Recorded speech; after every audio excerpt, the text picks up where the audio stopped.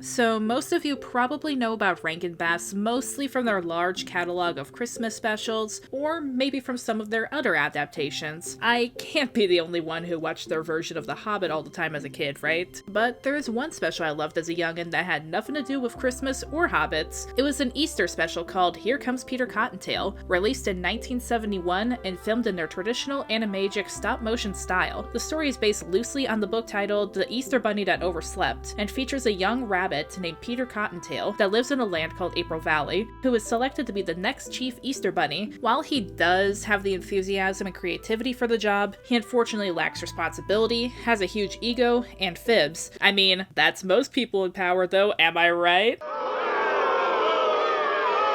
However, a rabbit named Irontail wishes to ruin Easter in order to get revenge on all the children of the world, as a child had run over his tail years ago, cutting it clean off. He proposes a contest of who can deliver the most eggs in order to determine who will be the next chief Easter Bunny, taking advantage of Peter's ego. Of course, Peter gets cocky, taking on Irontail's challenge, and parties the night before the contest instead of getting enough sleep. That night, Irontail gives Peter's rooster magic bubblegum that will seal his beak shut, causing Peter to sleep through Easter. Even though Irontail is only able to give away a single egg, it is still more than zero, so he becomes Chief Easter Bunny and passes rules that are meant to ruin Easter. Though, can I say I feel a tad bit ripped off? You're telling me I could have been living in the universe with chocolate octopuses and tarantulas, and instead, I'm living in the universe with chocolate bunnies and depression. I find that a little bit unfair. Peter is ashamed of how his irresponsibility caused this, and leaves April Valley to try to find a way to fix it. He comes across an eccentric peddler named Seymour Sassafras, and a pilot caterpillar named Antoine, who let Peter use their time-traveling Yestermorrowmobile to go back to Easter and deliver his eggs like he was supposed to.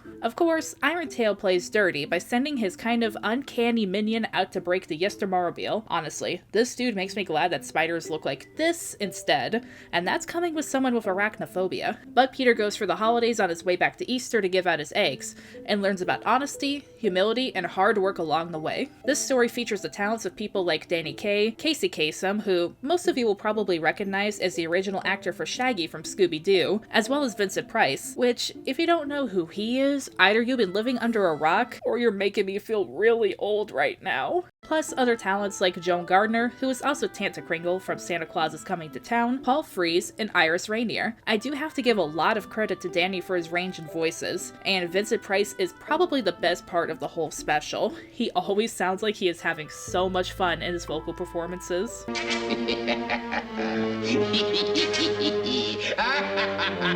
The story has a really good lesson for kids in regard to responsibility. They also aren't trying to cram too many details in the short runtime. It stays nice and simple for kids to understand. For the music, it's alright.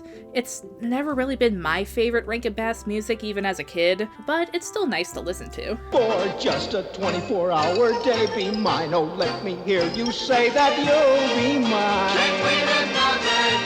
Overall, this is a great special for young kids. If you're older and rewatching it for nostalgic reasons, you're probably gonna enjoy it as well, though maybe not as much as you did as a kid. If you're older and haven't seen this before, I would say it's worth seeing at least once. It's not my all-time favorite Rankin Bass special, but I definitely think it's a good Rankin Bass special. It's got great vocal talent, a good lesson in story, and some decent music. Alright, well, this has been fun. If you would like to see more from me- hold on, I got a call.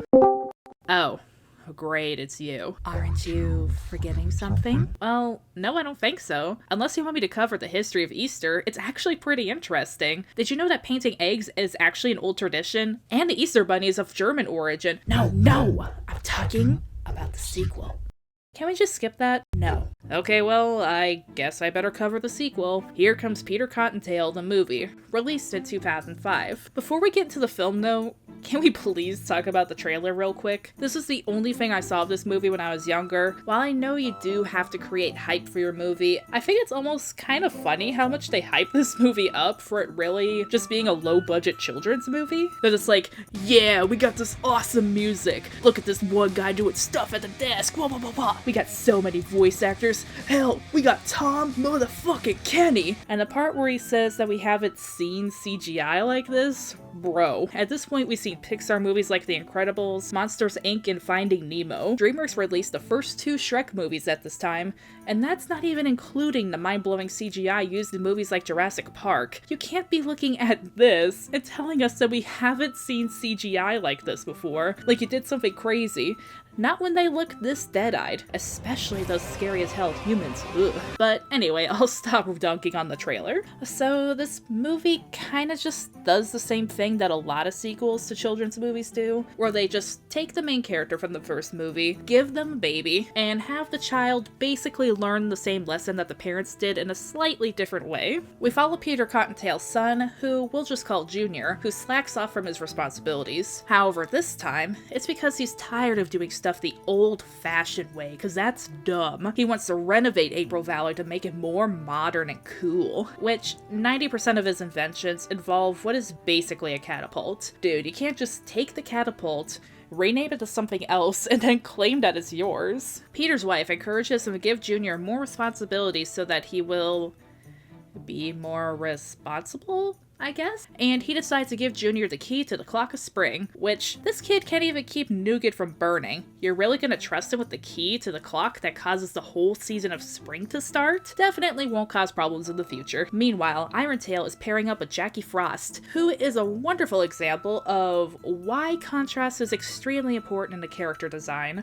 It took way too long to see that she was actually wearing a skirt in this movie. Y'all couldn't make it a shad darker or lighter? Anyway, they're pairing up to steal the Clock of Spring, since Jackie wants winter to last all year long, and Irontail wants to get revenge on those in April Valley. So they trick Junior into letting them into the clock and steal the spring, which causes April Valley to freeze over. Junior, much like his dad in the first movie, is ashamed that his lack of responsibility doomed April Valley and leaves to make it right. He meets up with Flutter the Bird and Munch the Mouse, who help him beat Jackie and Irontail, as the two baddies have gone around also stealing from the clocks of summer and fall. And in the end, Junior learns the importance of responsibility, and there's also a lesson of when to worry about the present and the future thrown into. Also, the movie really tried to ship Irontail and Jackie and confirm that Irontail's name used to be Fluffy, so there's that, I guess? If we're going to be partners, you have to be honest with me.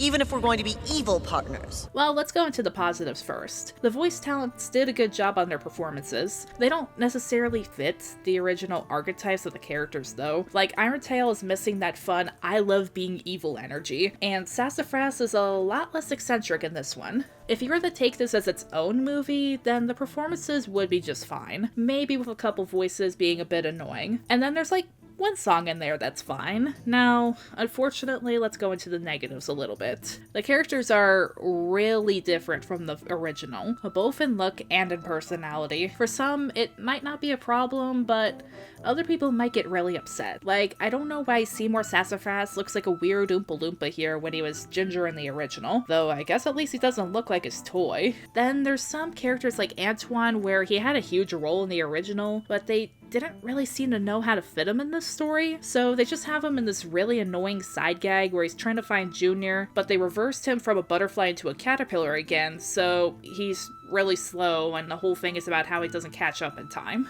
The original characters in this movie just don't feel as timeless as the original and feel very 2000s. Great. Stuck in midair with the East by Southwest wind. And in the case of Junior, his character archetype of the child inventor that keeps messing up was done a lot better in other movies like Meet the Robinsons. Now, the songs in here are really filled with that mid-2000s cheese, and songs like the punk rock version of I can't even say it with a straight face, and songs like the punk rock version of Here Comes Peter Cottontail at the end really feel like that one meme of, Mom, can we have Simple Plan? No, honey, we have Simple Plan at home. And this is Simple Plan at home. Here comes Peter Cottontail. No offense to the people who perform the song, I'm sure they're very nice people. Though, honestly, the biggest issues have to be the pacing, animation, and sound design. The animation is dead-eyed and kinda awkward, and despite what they say in the trailer, this does not imitate stop-motion animation very well. The pacing is super awkward, and some pauses are a lot longer than they should be. As for the sound design, it's sometimes too quiet. Now, I'm not saying that they should cram a bunch of sound effects in there like a hyperactive YouTube video or an episode Soda Booba, but the silence isn't really used to enhance a scene, draw attention to the emotion of the characters, or add tension. It's just really... I know I said it before, but it's really awkward. It makes me feel like I'm in a fever dream rather than watching a movie. Let's make bunny history.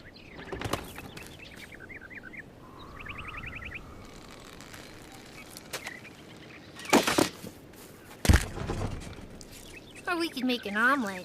Now, is this the absolute worst movie I've ever seen, and do I think you need to ban it from your movie libraries forever? Nah, it's really just a harmless, not really great children's movie for toddlers that isn't as good as the original Rankin Bass short. If you have a toddler, they'll probably like this okay. Or if you want to revisit it for nostalgic reasons, or if you're curious to see what they did for the Peter Cottontail sequel, then you can go ahead and give it a watch. But honestly, for me personally, I'm going to stick with the original film for maximum enjoyment of this franchise, despite laughing at the 2000s cheese in the sequel. But did you grow up with either of these films? And if you did, what did you think of them? Did you prefer the original or the sequel? Or maybe you didn't like either film? I would love to hear your discussions of these films in the comments down below. And if you would like to see more from me in the future, make sure to click the subscribe button and the little notification bell. Until next time, this is Dance Macabre signing off. Bye bye.